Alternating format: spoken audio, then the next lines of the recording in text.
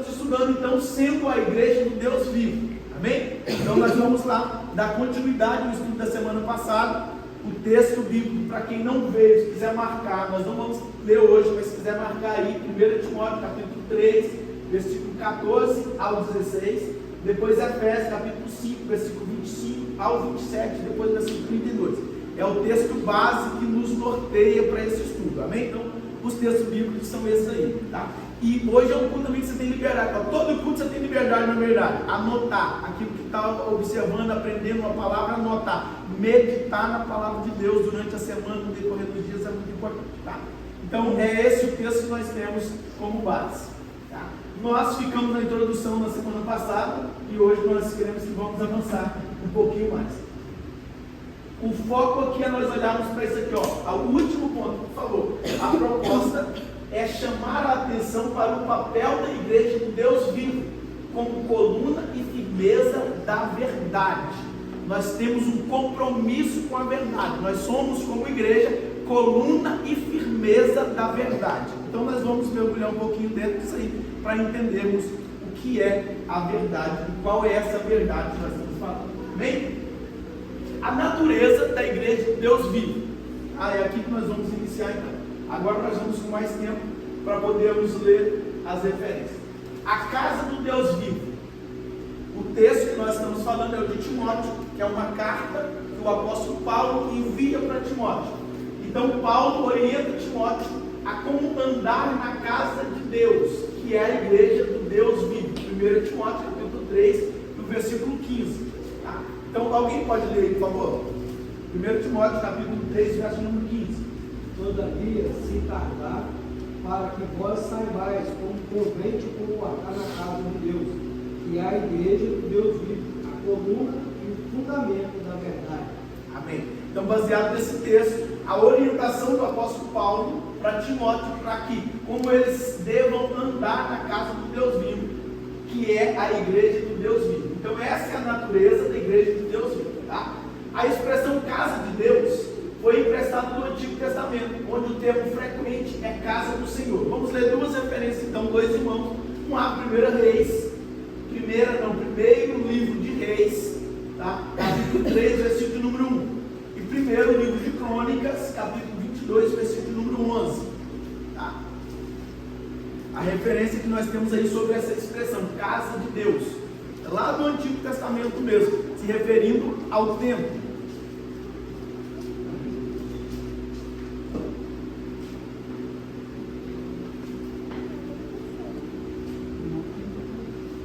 Primeira vez, 3:1. Salomão entrou em afinidade com o faraó, rei do Egito, e tomou a filha de Faraó e a trouxe para dentro da cidade de Davi, até que ele terminasse de construir a sua própria casa, a casa do Senhor, e a muralha de Jerusalém ao redor. Amém. Até que Salomão, então está falando de uma ação de Salomão, até que concluísse a casa do Senhor, falando a respeito do templo. Tá? Então no Antigo Testamento, essa é a referência. Primeiro livro de Crônicas, então 22:11.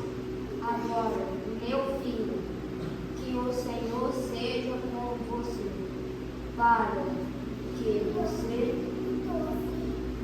consiga construir o templo do Senhor, o seu Deus, conforme ele disse que você faria. Amém. Então a referência no Antigo Testamento, a casa do Senhor se referindo ao templo, à igreja. Tá? Então prestando muita atenção, o Antigo Testamento é o local onde Deus usou o povo, tá? Era um templo, né? Não é um local, é um templo, tá?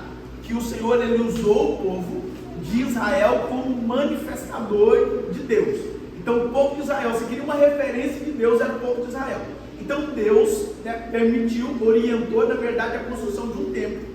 E esse templo era onde a graça de Deus se manifestava.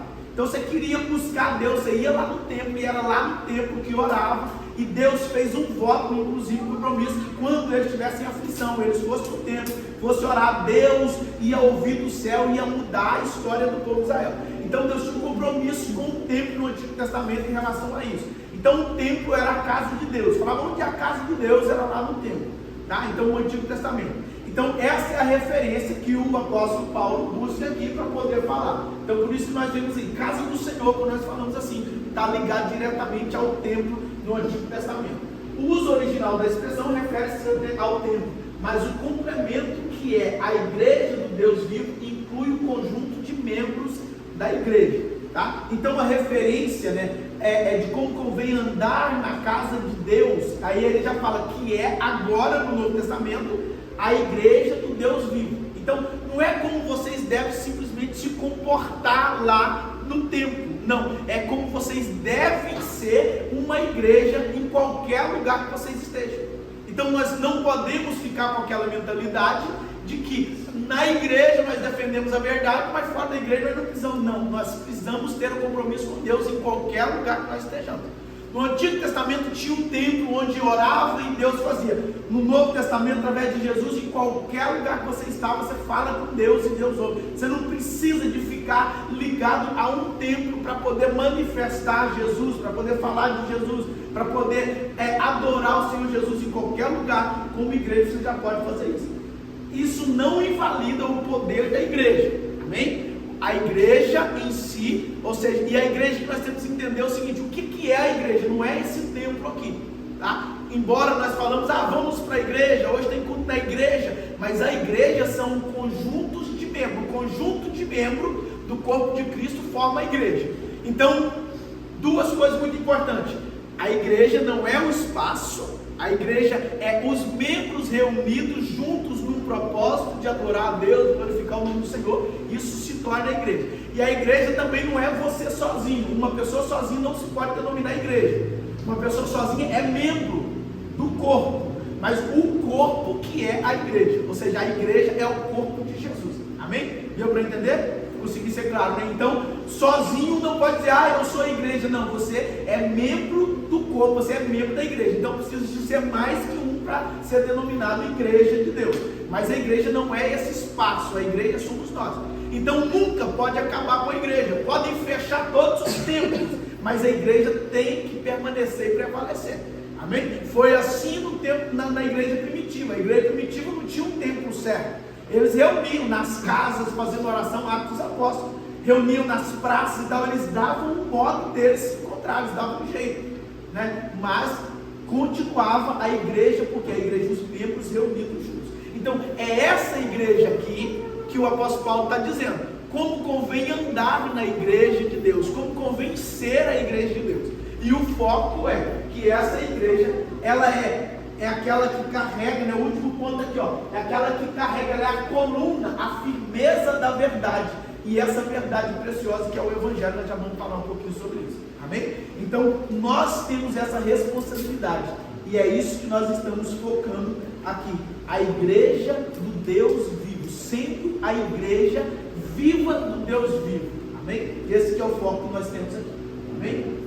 Então, nesse primeiro ponto aqui, a natureza da igreja de Deus vivo, essa referência é para declarar, mostrarmos claramente que nós somos essa igreja, amém? Então, e o Deus vivo é o Deus de Israel que nós servimos, amém? Outros vocábulos usados para definir a igreja, tá? Outros vocábulos também usados no Novo Testamento para definir a igreja, e todos eles aqui pelo apóstolo Paulo. O primeiro está em Gálatas, capítulo número 6, versículo número 10. De pedir que alguém lesse, por favor. Depois nós temos Efésios 2:19, outro irmão, 1 Coríntios 12:27, 1 Coríntios 3:16. Amém? Então são 4 referências que nós temos aí. O primeiro então vai falar sobre domésticos da fé, que também está referindo à igreja. Gálatas 6:10. Sendo assim, enquanto temos oportunidade, façamos o bem a todos, principalmente aos da família da fé. Amém. Então qual é a instrução para uma igreja viva? Fazer o bem a todos, principalmente os domésticos da fé.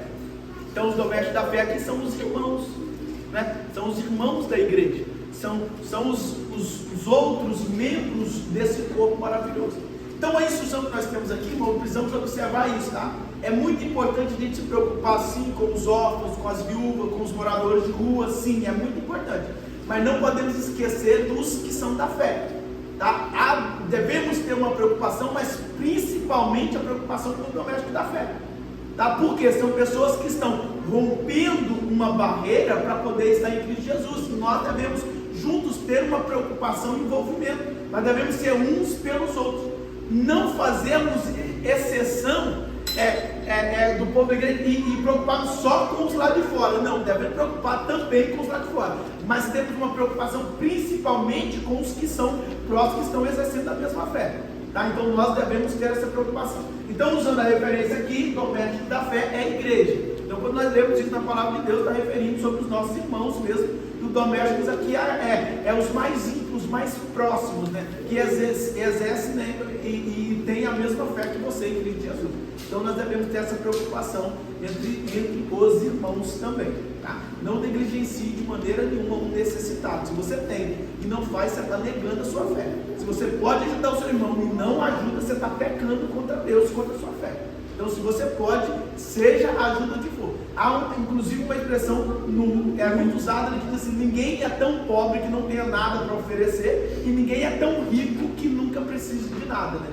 Então, sempre vai ter oportunidade para você oferecer algo, para você ajudar de alguma maneira algum irmão que esteja passando por uma necessidade. Então, esteja atento e ligados nisso. Principalmente os domésticos da fé, é a instrução da palavra de Deus. Tá? Família de Deus, Efésios capítulo 2, versículo 19. Assim que já não sois estrangeiros, nem forasteiros, mas concidadãos com os santos e da família de Deus. Amém? Com o cidadão, com os santos e da família de Deus. O que isso implica, irmão? Implica que quando uma pessoa está inserida dentro de uma igreja, de corpo, é uma família. Irmão, nós não chamamos, embora ficou banalizado, entenda que o banalizado ficou muito comum. Tá? Banalizado acho que não é a palavra certa, mas comum, ficou muito comum. A gente chamou os outros de irmão, né? Irmão, a parte do Senhor, meu irmão, meu querido irmão e tal. Isso ficou de uma forma muito suave, né? Então, você é irmão da fé? Sim, somos irmãos da... Mas irmão é para a gente entender, irmão, que somos do mesmo Pai. Então, qual o valor que você tem para o irmão natural que você tem, da tua família, de sangue? Esse irmão natural é quando os irmãos da igreja se convertem, você chama alguém de irmão, deve ser nessa intensidade. Tá? É entender literalmente que não é só me chamar de irmão, é alguém que quando você passa a nomeá-lo como irmão, ele pode estar esperando de você uma atitude de um irmão. Tá? E ele deve esperar isso. E quando você chamar alguém de irmão, você tem que estar disposto a oferecê-lo a atitude de um irmão, que vai lutar, que vai defender, que vai ajudar, que vai colaborar com ele. Se ele precisar, ele vai ligar para você, você tem que estar disposto a ajudá-lo. Amém? Porque são orientações dentro da palavra de Deus. Às vezes vem para o meio da igreja pessoas que não têm família. Aí quando chega aqui um irmão, ele está esperando uma ação. E nós, como vamos responder aí? Devemos responder da melhor maneira possível. Então não pode ser artificial. Esse é meu irmão da fé. Mas qual irmão que você liga e ele nunca te atende? Qual irmão que você liga, ele rejeita a chamada e nunca te retorna uma chamada pelo menos? Não responde um convite, não responde uma chamada. Então tenhamos cuidado com isso. Tá? Então não pode ser de fachada, não pode ser algo muito artificial. Não, é irmão, tá? Então a parte do Senhor, meu querido irmão, então deve ser um querido irmão. A parte do Senhor, minha irmã, deve ser respondido como irmã. Amém? Está aqui no nosso meio, né? O irmão que aceitou Jesus no domingo passado agora. Então, olha que atitude gloriosa e maravilhosa. Então domingo aceitou Jesus, hoje está aqui ouvindo a palavra e já está ouvindo isso, que ele pode contar com você como irmão. Então não decepciona ele, tá? Cuide, zele e abençoe a vida dele que você puder, porque é alguém que entrou para essa família da fé, é da família, amém? Então não trate de qualquer maneira, de jeito nenhum. Não devemos tratar ninguém, mas muito menos esse que é da tua família, porque se nós negarmos a nossa família, nós estamos negando a fé em Jesus. Amém? Então são instruções da palavra de Deus. Então a igreja também é denominada como família de Deus. Família de quem? De Deus, irmãos. Olha que poderoso, que glorioso. Tornou família de Deus em Cristo Jesus, co-herdeiro junto com Jesus do reino de Deus. Amém? Então nós temos essa dádiva maravilhosa da parte do Senhor. E também corpo de Cristo, é o que nós mais ouvimos, né? Corpo de Cristo é o que nós mais ouvimos. Vamos lá, 1 Coríntios 12, 27. Ora, vós sois o corpo de Cristo, e seus membros em particular. Vós sois o corpo De Cristo. e os seus membros em particular. Isso aqui tem que ficar bem definido, tá? A mão não pode ser tida como corpo, mas ela faz parte do corpo. Então a mão, junto com o pé, junto com o tronco, tornou o corpo. Então o corpo de Cristo é o conjunto de membros, tá? Um conjunto de membros que estão fiel em Cristo Jesus é o corpo de Cristo. E Cristo é o cabeça desse corpo, tá? E aqui há muitas coisas maravilhosas para a gente entender, tá? E olha uma referência muito interessante também. O apóstolo Paulo, antes dele se converter, ele perseguia, ele era um mestre da lei e ele perseguia a igreja de Cristo. Então a igreja de Cristo reunida, né? O Paulo, né, conhecido nesse tempo pelo modo que ele vivia, Saulo de Tarso, ele era um mestre da lei, né? E ele vivia então baseado na lei, perseguindo os cristãos. E aí perseguia. Aí um dia Jesus aparece para ele. E aí Jesus aparece para ele como um clarão muito forte, a ponto que ele fica cego. Os irmãos conhecem essa história, conhece? Se não conhece, eu estou resumindo aqui, depois você lê com mais detalhe. Está em Atos dos Apóstolos, se não me engano, capítulo 8, né? Acho que é isso. Alguém depois só confirma, por favor. Atos capítulo 8, acho que fala da conversão do apóstolo Paulo. E aí o que acontece? Quando ele fica cego ali, o que Jesus vira e fala para ele? Saulo, Saulo, presta atenção, por que você me persegue? Ele não fala por que vocês perseguem.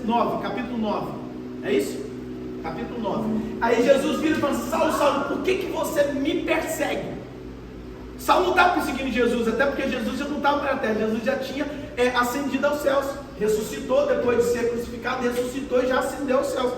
Então Jesus está dizendo para ele: por que você me persegue? Quem que ele estava perseguindo era a igreja, não era Jesus em si, não era a pessoa de Jesus em si, mas é tão forte essa conexão de que perseguiu a igreja, está perseguindo Jesus. Falou mal da igreja, está falando mal de Jesus. Opa! Falou mal do corpo de Cristo, está falando mal de quem? Do cabeça. Porque você não fala, nossa, você vai definir a pessoa, nossa, aquela pessoa tem uma mão esquisita, tem uma mão feia, não é? Você não fala, nossa, aquela mão é feia, não, a pessoa é toda bonita, só a mão é feia, não cola, né? Se você fala que a mão é feia, você está falando que a mão da pessoa é feia, porque pertence à pessoa. E aí, de certa forma, você está ofendendo. Alguém falar que sua mão é feia, seu pé é feio, você vai ficar tranquilo, irmão? Não vai. Você não vai ficar feliz com isso. Para a mão é torto, o pé é torto, a voz é esquisita. Está ofendendo diretamente a pessoa, porque são membros ou são atividades dessa pessoa em si. Então falou mal do corpo de Jesus, perseguiu o corpo de Jesus, perseguiu a igreja, está perseguindo Jesus. Amém? Então quando persegue, Saulo está perseguindo a igreja, Saulo está perseguindo diretamente Jesus. Jesus se aparece e fala: olha, está me perseguindo, por que você não está perseguindo? E aí ele tem que se explicar para Jesus, e aí ali ele se converte e fala: é sério esse negócio aqui, eu quero participar desse povo aí que tem um Deus poderoso, um Jesus maravilhoso que se manifesta dessa maneira quando é perseguido, tá? Então é muito importante atentar para isso. Outra coisa muito importante: dízimos e oferta. Tem muitas pessoas que combatem entregar dízimo para a igreja, porque o dízimo deve ser entregado para Deus e não é preciso entregar para a igreja. Você entregando para a igreja, você está entregando nas mãos do corpo de Jesus, né?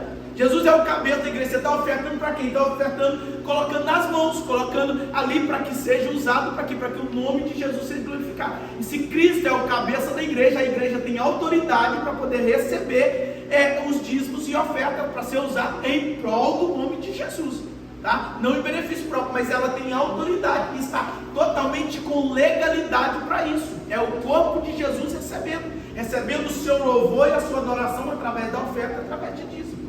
Bem, então não tem contestamento contra isso. Eu vou dar meu dízimo para Deus. O que você vai fazer? Vai queimar ele para ele subir para Deus? Não, você não vai estar fazendo nada disso. Mas tem gente que tem dificuldade nesse entendimento de chegar e ofertar. Por quê? Porque tem muita igreja que usa mal, mas aí é problema da igreja que vai ter que se acertar com Jesus. E se você sabe que usa mal, você deve nem estar nessa igreja, porque essa igreja está desvirtuada. Ou então vai lá e senta e tem uma reunião com o pastor para ele se consertar. Se não consertar, irmão, tem outra igreja, para que o nome do Senhor seja glorificado. Amém? Então, entregar para o corpo de Cristo, você está entregando para Jesus. Falar mal do corpo de Cristo, você está falando mal do próprio Senhor Jesus. Então, irmão, é melhor não falar, tá? É melhor não falar, fica quietinho, ora, deixa Deus trabalhar. Se der para falar com o líder da igreja, chega lá e fala, senão não fica falando não, porque você não sabe das coisas, amém? Então são instruções dadas por Deus. E depois, templo de Deus, 1 Coríntios 3, verso 16.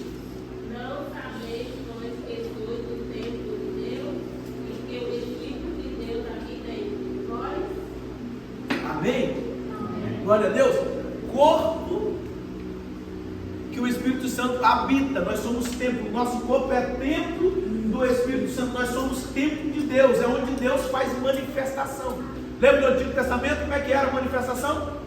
Era lá no templo, né? O sumo sacerdote estava lá e as pessoas precisavam ir lá no templo, aí Deus respondia as orações lá no templo. Aqui não, aqui é através da igreja viva. Então qualquer lugar que você está, há autoridade para que se manifeste o poder e a ação de Deus, porque você é templo de Deus, é um lugar de manifestação de Deus, amém? Então você tem autoridade para poder fazer isso, e sendo esse templo que o Espírito Santo de Deus habita, irmão, não é que ele visita, ele habita dentro do nosso coração.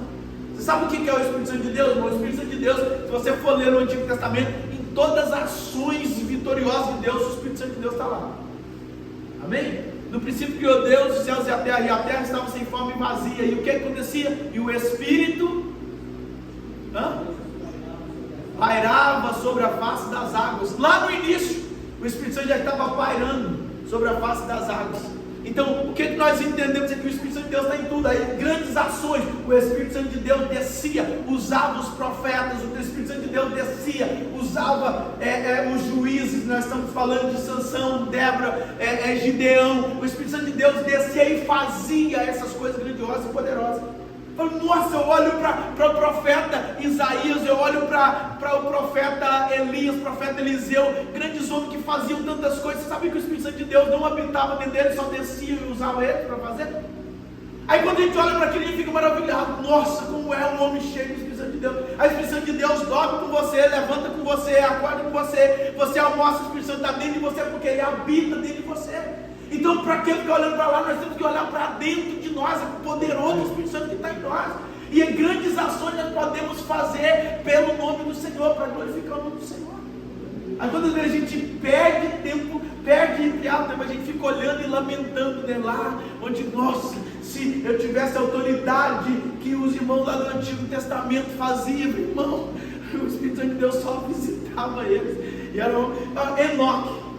Enoque andou tanto com Deus, Deus falou assim, não, chega, eu quero você para mim. E Deus tirou ele para que andasse do lado dele, na intimidade. E olha que não tinha o Espírito Santo habitando dentro dele o tempo todo, e nós temos. Então, vamos zelar dessa presença maravilhosa, amém? Glória a Deus, amém. Então nós somos templo de Deus, e o Espírito de Deus habita dentro de nós, amém? A referência Deus vivo aqui, a sentença Deus vivo enfatiza o verdadeiro Deus em contraste com os ídolos mortos, tá? Vamos ver uma referência aí, 2, 3 referências. 1 Coríntios capítulo 8, versículo 4, 2 Coríntios capítulo 6, 16, 1 Tessalonicenses capítulo 1, versículo número 9, fazendo alusão à doutrina bíblica de que Deus ele é um ser pessoal, distinto da criação, e que ao mesmo tempo se relaciona com a criatura, atuando na história humana, tá? Então vamos lá, o Deus vivo. Assim, quando ao comer as coisas sacrificadas aos ídolos, sabemos que o ídolo nada é no mundo, e que não há outro Deus, senão um só. Amém? Concluiu? É isso, sabendo que os ídolos, o que? Nada. O que está aí no texto, irmãos? Assim, quando ao comer as coisas sacrificadas aos ídolos, sabemos que o ídolo nada é no mundo, e que não há outro Deus, senão um só. Então o que os ídolos são? Nada. Nada. Os ídolos nada são, nada é. É isso que o texto está fazendo uma clara referência. Então, diferente aqui, o Deus vivo. Então, quando está falando do Deus vivo, já está tirando todos esses ídolos, tudo aquilo que não tem vida em si verdadeiramente, né? Adora, sei o que, aos santos. Não, irmão. O único é o Deus vivo e Ele é o único que deve ser adorado. Ele é o único digno de adoração. Ele na pessoa do Espírito Santo, Ele na pessoa do Filho Jesus e Ele na pessoa do Deus Pai. Mas é o único Deus vivo nessas três pessoas da Trindade que nós denominamos assim. Amém? A mesma deidade, o mesmo Deus em três pessoas.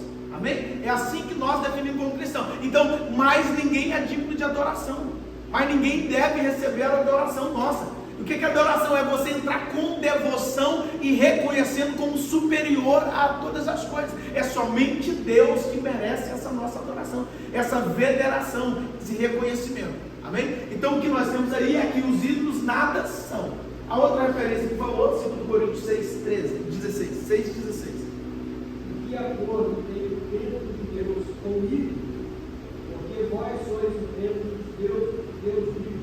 Como Deus disse, eu habitarei neles e andarei entre eles, e eu serei o seu Deus, e eles serão o meu povo. Amém? Agora, que ligação pode ter um templo do Deus vivo com um ídolo morto? É isso que o texto está dizendo, é isso que o apóstolo Paulo está falando. Como que a gente pode, ao mesmo tempo que adora um Deus vivo, ficar prostrando e adorando diante de um santo? Ficar venerando, irmãos, e atenção, não é só santo não. Tá? Aqui se nós trazemos a idolatria, tudo aquilo que você venera demais da conta, você coloca acima de muitas coisas. Você tem que ter cuidado com a idolatria. Às vezes a própria esposa, às vezes filho, nós podemos idolatrar. Existem pessoas que negariam a fé em Deus por causa do filho. Existem pessoas que negariam a fé em Deus por causa da esposa. E se nós chegarmos a esse ponto, nós estamos negando a nossa fé, nós estamos criando um ídolo para nós estamos sendo idólatras, nós não estamos seguindo a verdadeira doutrina da palavra de Deus. Então Deus acima de todas as coisas. E depois outro termo de idolatria são ídolos aqui, né? Referidos, são imagens de escultura que prostramos o joelho diante delas. Irmão, está errado, prostrando não, né? Que alguém prostra diante dela, não pode, está errado, é contra a palavra de Deus. Como é que você pode chegar diante de Isaías, se não me falha a memória, vai falar sobre a criação dos ídolos? O que é os ídolos? Como são criados? O homem pega uma madeira, está lá no profeta Isaías. Depois podemos procurar referência e mandar no grupo da igreja. Mas qual é a referência? Vai falar assim: o homem pega um pedaço de madeira, constrói um ídolo, né? Constrói uma imagem, depois prostra diante dessa imagem e fica ali venerando essa imagem. Bom, tem boca, né, que o homem fez, mas não fala. Tem ouvido, mas não escuta. Tem nariz, mas não cheira. Como que alguém pode ficar ali falando com um pedaço de madeira? Então é colocar alguém no lugar que não deve estar lá. Então nós precisamos orar para aqueles que são incrédulos, para que a mente e o coração deles se abram para se converter. E nós que já estamos em Cristo Jesus não podemos aceitar isso na nossa vida. Então não podemos ter esse tipo de situações, tá? Até porque são legalidades espirituais. Tá? São legalidades espirituais. A Bíblia não fala de forma clara, não existe algo claro na Bíblia em relação a isso, mas em muitos testemunhos, irmão, manifestações demoníacas dentro de casa por causa de quadros de idolatria. Há uma imagem de idolatria lá, os demônios se encontram legalidades para poder ficar ali atormentando a tua casa, perturbando a tua vida. Então precisamos ter muito cuidado com isso. Fugir de toda idolatria, de todo tipo de ídolo que nós colocamos superior numa magnitude. Nós precisamos ter cuidado com isso. Não, o nosso amado Senhor Jesus, Ele é superior a todas as coisas, e é nele que nós devemos estar focados. Ele é superior a todas as coisas, e tudo tem que ser de acordo com a vontade dele. Se não tiver, não pode estar de acordo com a nossa vontade também. Amém? Então, nós temos aí essas referências combatendo. Depois 1 Tessalonicenses capítulo 1, versículo número 9. Pois eles mesmos relatam de que maneira vocês nos receberam e como se voltaram para Deus, deixando os ídolos a fim de servir ao Deus vivo e verdadeiro. Amém? Glória a Deus. Deixando de servir aos ídolos e servindo verdadeiramente ao Deus vivo. Mais uma referência. Tá? Então não preste, né, reverência a outra pessoa que não seja Deus. É Deus que merece. Entende isso aqui, irmão? Não estamos falando de reconhecimento de autoridade, de admiração, não estamos falando nada disso, não. Nós estamos falando de local, de colocar Deus acima de todas as coisas, não ficarmos colocando nossas esperanças em ídolos. Tá? É Deus que é o autor e consumador da nossa fé. Tá? Parece que não, mas existem pessoas que são capazes de dar a vida por causa de um ídolo. São pessoas que veneram tanto que aquilo está num lugar tão profundo do seu coração que são capazes de morrer por causa dessa pessoa. Então isso não provém da parte de Deus. Deus é que tem que estar nesse lugar do nosso coração. Por causa de Deus, sim, a gente vai até o infinito que a gente deve ir. Mas agora por causa de pessoas, por causa de ídolos, por causa não, isso não. Amém? Então nós precisamos estar com o coração assim. Time de futebol, né? A gente precisa falar sobre isso também, né? Tem uns times bons aí, no Flamengo, de grande, todo mundo campeão, mas tem que ter um lugarzinho dele. É uma paixão ali que a gente gosta, curte tudo, mas não pode atrapalhar a nossa vida de maneira nenhuma. Não pode estar num lugar ali para tirar a nossa esperança. Já chorei tanto pedindo a Deus para que tirasse do meu coração toda vontade de assistir jogo do Flamengo. Por quê? Porque era uma paixão que me atrapalhava. Jovem, queria ir para a igreja, mas uma vontade danada de assistir jogo do Flamengo lá no Brasil, um absurdo. Não sei como é que os cultos são na hora do jogo, não tinha que mudar aquele negócio. Aqui em Portugal ficou mais tranquilo, né? Aqui em Portugal está mais tranquilo para a gente como ela no Brasil, mas era. E era difícil, aí eu orava para o Senhor, em nome de Jesus, se o Senhor não tira do meu coração, acaba com o Flamengo então. Irmão, mas a vontade de servir a Jesus, acaba com aquilo de uma vez, estava orando igual os vascaínos, deve ficar orando assim, não acaba com o Flamengo. Mas a gente não pode deixar que essas coisas tomem a nossa vocação de Cristo. Se atrapalhar, nós seguimos o Senhor futebol. Nós gostávamos muito de futebol. Aí nós tínhamos uma programação para os jogos da igreja em 2010. A programação dos jogos da igreja era o quê? Toda segunda-feira, eu acho que toda segunda-feira a gente ia jogar um futebolzinho no campinho lá, era uma bênção aquilo. Ali a gente via quem era crente de verdade e quem não era. Aí a gente ia jogar, e eu gosto demais, gostei muito de futebol. E aí nós íamos jogar, aí nesse dia, né, nossa segunda-feira, dia de futebol, o irmão do Ministério do Louvor, que estava participando do Louvor, ia ter uma festividade na igreja, ele vira e fala de jeito para mim. Fala assim, olha, hoje nós vamos ter ensaio. Não, hoje não, né? Era no domingo, e falou assim, amanhã tem ensaio. Nossa, eu fiquei furioso com ele. Para ensaio na segunda-feira, que hora? A hora do jogo. Não, você está errado, isso não pode acontecer, não. O futebol também é um ministério na igreja, mas resumindo aqui de forma bem rápida. A vontade de servir a Cristo era tão grande que eu falei assim, não, tá bem, vamos então por ensaiar, deixa o bom dia, a gente joga futebol. Fomos ensaiar na igreja, passamos ensaiando na igreja às 10 horas da noite. Aí quando a gente saiu da igreja, a minha esposa estava lá ensaiando também, participando do ensaio de coreografia, de dança, porque era junto os ensaios lá para uma festividade que nós íamos ter na igreja. Aí a gente saímos e tal, fui acompanhar ela até em casa. Chegando na casa dela, ela virou para mim e falou assim, nós estávamos esperando o Senhor para a gente namorar. Ela virou para mim e falou assim, olha, você não quer namorar comigo não? Eu falei, quero, vamos namorar então. Eu já tinha pedido ela de namoro e ela não tinha aceitado. Aí a gente estava junto, orando, esperando o Senhor, aquele negócio todo. E aí esse dia ela me pede. Sabe o que isso foi para mim? Um exemplo de que se eu deixasse tudo por causa de Cristo, Deus dava aquilo que era essencial para a minha vida. Deus dava aquilo que era o desejo do meu coração. E aí, aquele dia eu entendi que, irmão, às vezes parece uma coisa simples, mas Deus tem que estar acima de tudo. E muitas vezes Deus está testando ali para saber se realmente a gente é. Então, no dia que eu neguei o futebol para ir ensaiar, o Senhor me deu uma vitória, eu estava esperando, precisando.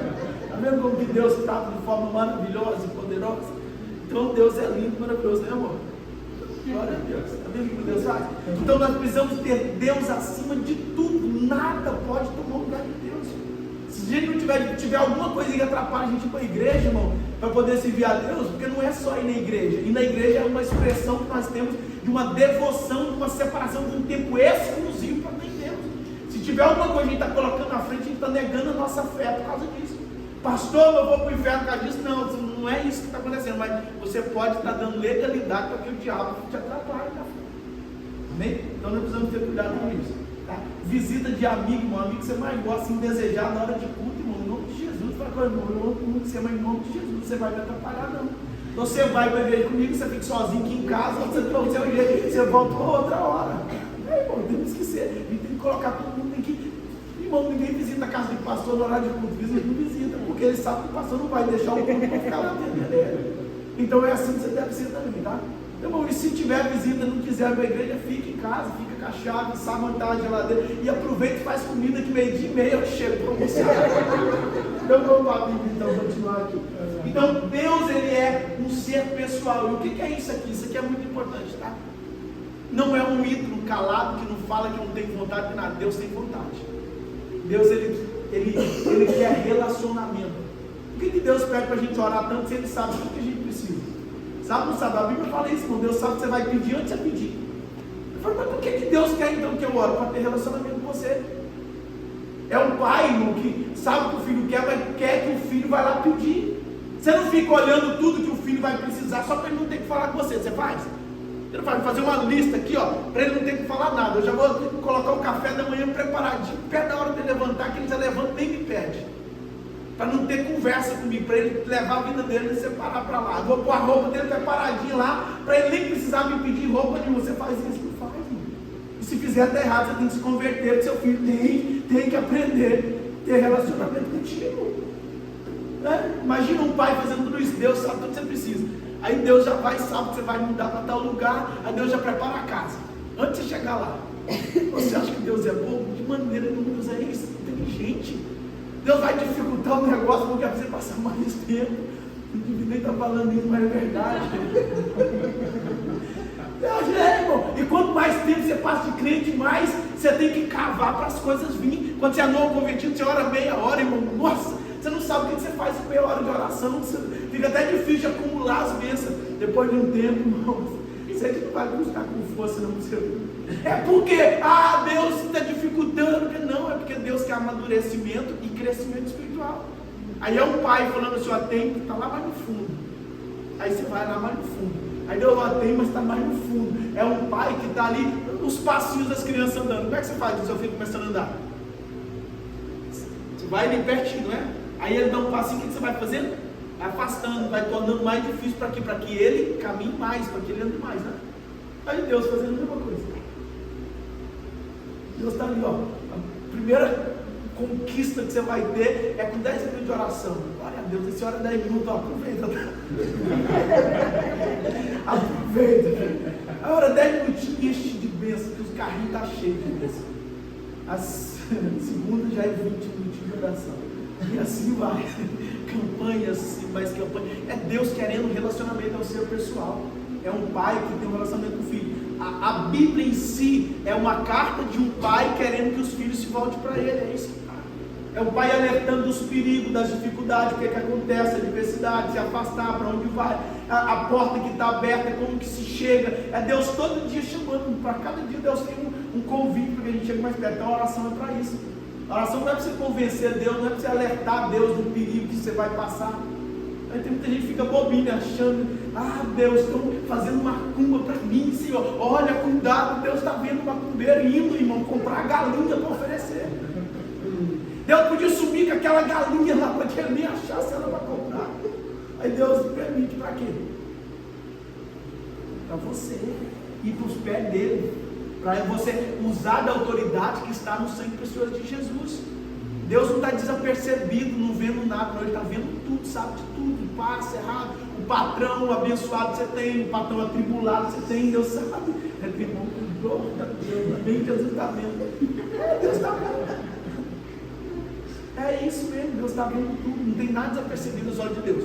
Agora, como filho, Deus quer que você aprofunde no relacionamento com Ele, na confiança com Ele. Deus é um ser pessoal, tá? É distinto da criação, Ele não está no mesmo nível que você, tá? Ele está muito acima. Os caminhos de Deus são mais altos que os nossos caminhos, os pensamentos de Deus são mais altos que os nossos pensamentos. Então está muito acima, mas relaciona com você. Ele quer um relacionamento com você. Ao mesmo tempo, Ele relaciona com a criatura e Ele atua. Deus, Ele está atuante. Deus não criou, deixou aqui, a Deus dará, não, e você se vira, não. É um Deus que criou tudo, que tem o controle de todas as coisas e está em ação pela sua vida. Amém? Vamos ler duas referências para nós entender isso. Daniel capítulo 4, versículo de número 25. Preste muita atenção nesse versículo. O Senhor será expulso do meio. O Senhor será expulso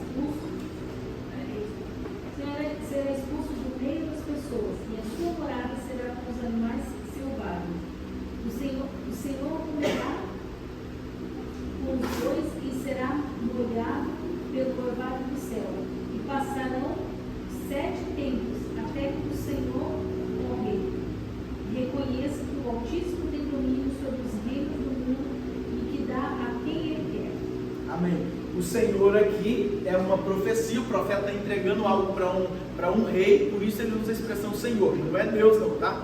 Então, o Senhor, ó rei, o Senhor, ó rei, vai passar esse tempo, então é uma profecia para o rei Nabucodonosor, não é? Nabucodonosor, profecia para o rei Nabucodonosor, um tempo que ele ia passar um tempo no campo, uma profecia profunda, tá? Outra hora você lê em casa, porque o foco aqui é o finalzinho do versículo. Depois que o rei reconhecesse que Deus tem o controle sobre todas as coisas. E o que é que diz o finalzinho do versículo mesmo, aí, por favor? Até que ele reconheça que Deus, ele é soberano, né?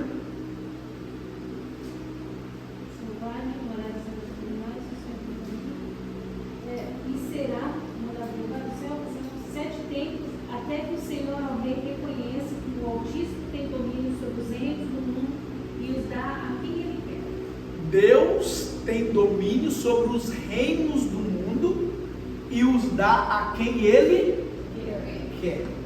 Então presta atenção. É um Deus que Ele é pessoal, Ele quer um relacionamento com a criatura, mesmo falha, irmão, Ele quer relacionar com a gente, Ele quer a gente aos pés dEle, entendendo o propósito. E não é um Deus que quer que você fique ali, igual aquelas filmes, séries antigamente, do rei que queria pisar as pessoas, queria que as pessoas ficassem ali bajulando Ele para se exaltar. Não, não é isso que Deus quer não. Deus quer você perto dEle, porque perto dEle você vai estar na sua plenitude. Amém? Dá para entender isso aqui? É um rei que quer você perto dele adorando, mas quando você está perto dele adorando, quem ganha também é você. Você vai estar vivendo a plenitude para aquilo que você foi criado, quando você estiver perto de Deus, entendendo a aproximação de Deus. Quanto mais perto de Deus, mais perto da plenitude nós estamos. Se tem um lugar que preenche, completa a nossa vida, é perto de Deus. Aí esse Deus poderoso não é um Deus sentado no trono folgado, que quer que você fique lá, abanando o lencinho nele, soprando. Não, não, não. Em nome de Jesus não é essa a mentalidade. É um Deus que quer você perto, sim, adorando, reconhecendo a grandeza dele, mas quando isso acontece, você é beneficiado no máximo que você puder. Não é alguém que quer te envergonhar e te pisar e mostrar que é superior a você, não. É um pai que é sim superior a toda criatura, mas que quer os filhos mais perto, para que os filhos reflitam o melhor que eles podem refletir, o melhor que eles possam sentir. É a plenitude do ser humano, prostrado aos pés de Jesus, reconhecendo o domínio e a autoridade dele. Essa é a plenitude do ser humano. É isso que nós vamos criar, nessa plenitude, refletindo a glória poderosa de Deus, experimentando essa glória na presença de Deus. É isso. Então essa plenitude, então é isso que esse Deus poderoso deseja em nossa vida. Aí muita gente fica pensando que Deus quer humilhar, que Deus quer, não, Deus pode até te passar por um processo de humilhação para te tratar, para que você seja tratado em algumas coisas, para que você não se perca.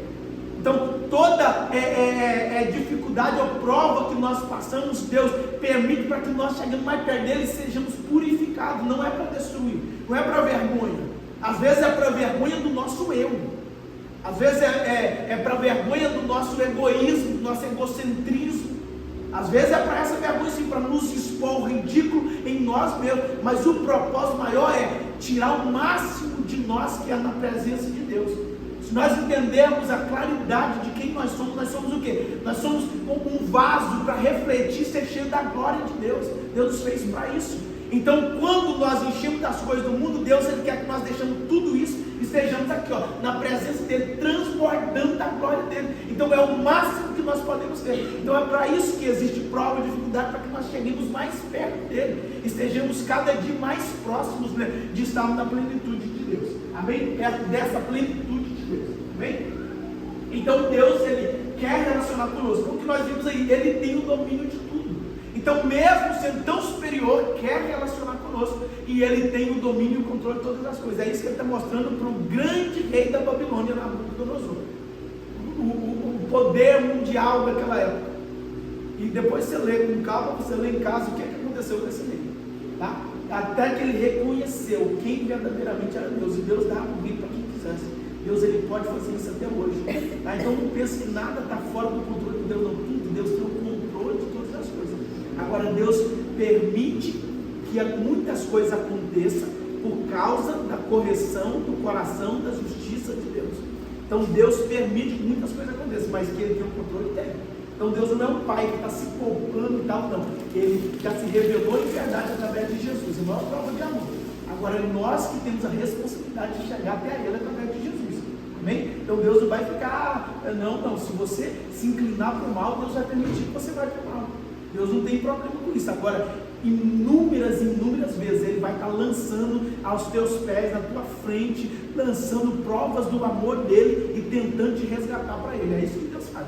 Mas Ele não vai te obrigar a ficar na igreja, não vai te obrigar, não. Se você quiser sair, você sai. Se você quiser negar o sacrifício de Jesus, você nega. Agora não é benéfico para você e por isso Ele te quer mais perto dele, Ele quer atrair-nos para mais perto dele. Amém? A outra referência é Atos 17, versículo número 24, para nós encerrarmos. O Deus que fez o mundo, tudo que nele há, sendo o Senhor do céu e da terra, não habita em templos feitos por mãos de homem. Amém? A soberania de Deus. O Deus que tudo fez, não habita em templos feitos por mãos de homem.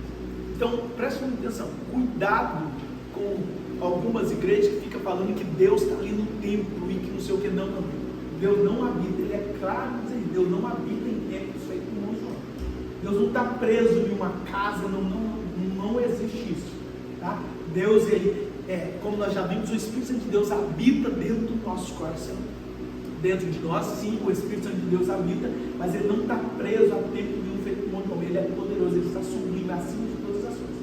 Tá? Então, essas referências aqui mostram quem é o Deus que nós servimos. Ele é um Deus poderoso, é um Deus supremo, criador de todas as coisas, mas ao mesmo tempo se relaciona. Nós vimos aqui que Ele está envolvido na história da humanidade, nada está sem controle, e Ele está desejoso de relacionamento. Tá? Então olhe sim para Deus como superior de todas as coisas, mas não olhe como um Deus distante. Tá? Não permita isso acontecer, como um Deus que não se importa, não, um Deus que todo dia está presente, perto, e Ele quer sim envolver, irmãos, e nos menores detalhes. Tá? Deus se importa sim, Deus se importa. Eu estava falando com um jovem essa semana domingo atrasado, falando com ele, Deus se importa com a escola que você vai estudar. Você acha que Deus se importa? Deus se importa. Deus quer que você estude numa escola que vai te capacitar para o melhor. Deus não quer que você estude de qualquer jeito, não. Deus está se importando com cada detalhe. Porque ele estava à procura de escola e nós oramos para ele, para a glória de Deus. Na segunda-feira ele já começou a estudar na escola que a mãe já tinha estudado, já tinha analisado e que achava que era melhor, que era aquela que queria. Então Deus é um Deus que faz, é um Deus que se preocupa com esses detalhezinhos. Não vou orar, não, isso é só uma decisão aqui, nós temos que tomar rápido. Não, ora, irmão. Ora, presente diante de Deus. Deus, Ele se preocupa, porque Deus, Ele vê muito além do que nós vemos. Então, cada detalhe, onde você vai morar, você acha que é por acaso? Onde você vai morar, os vizinhos que você vai ter. Então, ora por tudo isso, coloca tudo diante de Deus. Existe um propósito que nós não conseguimos enxergar. Existe propósito que às vezes nós temos dificuldade de ver. E Deus, Ele conta com você para manifestação, porque você é uma igreja viva do Deus vivo sobre a face da terra. Então Deus, Ele quer que você incluído em todas as coisas para a manifestação da glória do mundo dele. Amém? Amém? Deus quer você, não. Deus nos quer. Tirando por quê? Deus nos quer, né? Eu vou ficar fora dessa de jeito nenhum, né?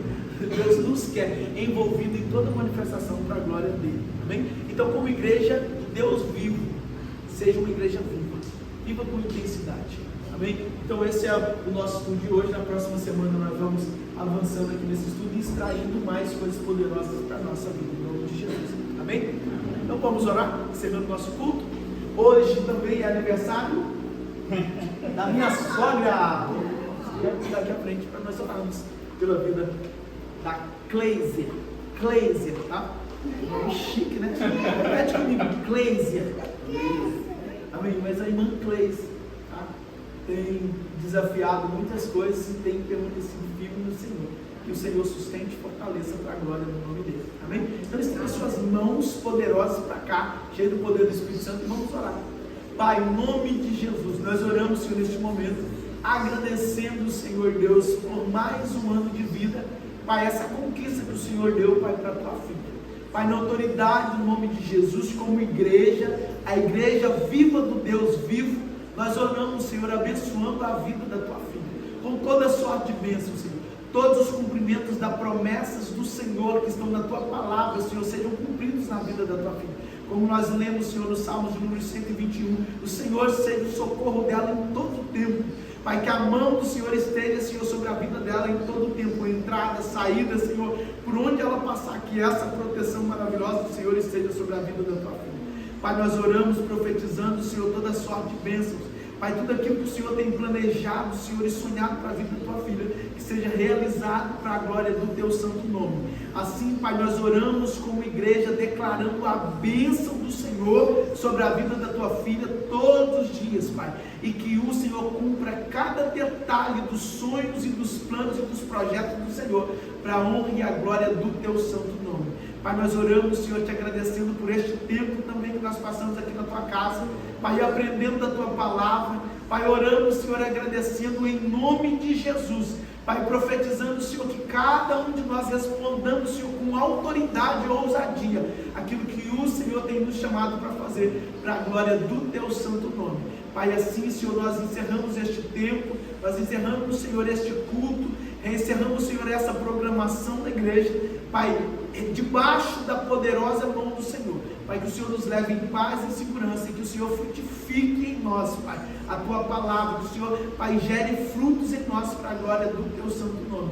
É o que nós oramos em nome de nosso Senhor Jesus, e você que concorda diz amém. Você que pode estender as mãos na posição de receber, que o amor de Deus, que a graça do nosso Senhor e Salvador Jesus Cristo, a doce consolação e a comunhão do Espírito Santo esteja com toda a igreja de Deus sobre a face da terra. E você que recebe diz amém. Assim está terminado o nosso culto. Não saia sem cumprimentar todos os irmãos presentes. Amém?